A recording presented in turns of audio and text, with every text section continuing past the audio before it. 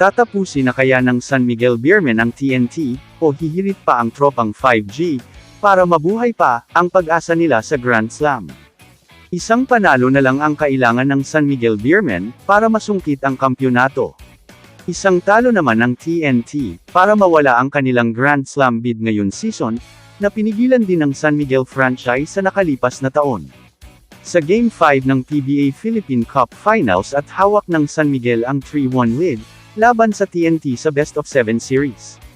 Ngunit sa pagtatapos ng Game 4, si Fajardo ay nananatiling kalmado at nakatutok sa Game 5. Ngunit siya din ang pinakamalaking sakit ng ulo ng TNT, na nagdagdag ng isa pang Best Player of the Conference trophy, sa kanyang koleksyon. Walang maisagot ang tropang 5G laban sa higanteng Cebuano, na nalalapit sa mga finals na may average na 22 points at 11 rebounds sa isang outing. Ang masaklap pa, ang si Kraken, ay nakakakuha ng 1 toneladang tulong. Si Don Troliano ay may 22 sa Game 2, habang si Jericho Cruz ay nagpaputok ng 23 sa Game 4. Si Marshall Lassiter ay nag-aambag din, habang si CJ Perez ay steady. Sa kabaligtaran, ang malalaking gunner ng TNT ay hindi nakakakuha ng maraming reinforcement, mula sa kanilang mga sumusuporta sa cast, na sina Glenn Cobonten, Simon Enciso, Kim Oren at Brian Heruela ay hindi nakakagambala. Nahaharap sa malaking hamon ang TNT, dahil kailangan nila ngayon ng 3 sunod na panalo, laban sa isang koponan na ng ibabaw lamang sa kanila ng 3 beses.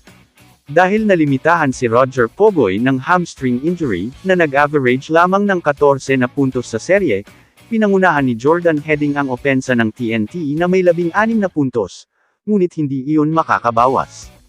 Ang TNT ay nangangailangan ng isang mas agresibong Calvin Oftana, na hanggang ngayon ay hawak lamang sa 15 puntos sa isang laro sa serye, isang lilam na mas mababa sa kanyang conference average na 20 puntos.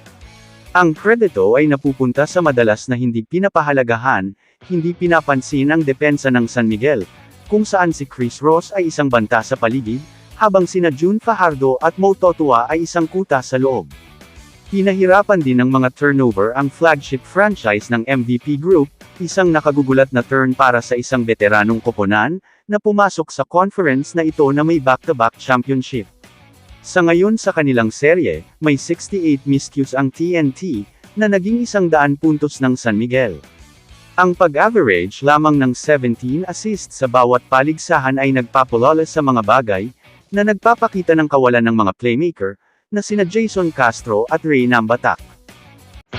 Kamusta mga idol? Sports Zone PH para sa sports news and update. Kung bago ka pa lamang dito sa channel ko, pindutin mo na ang subscribe button at notification bell para lagi kang update sa mga sports news.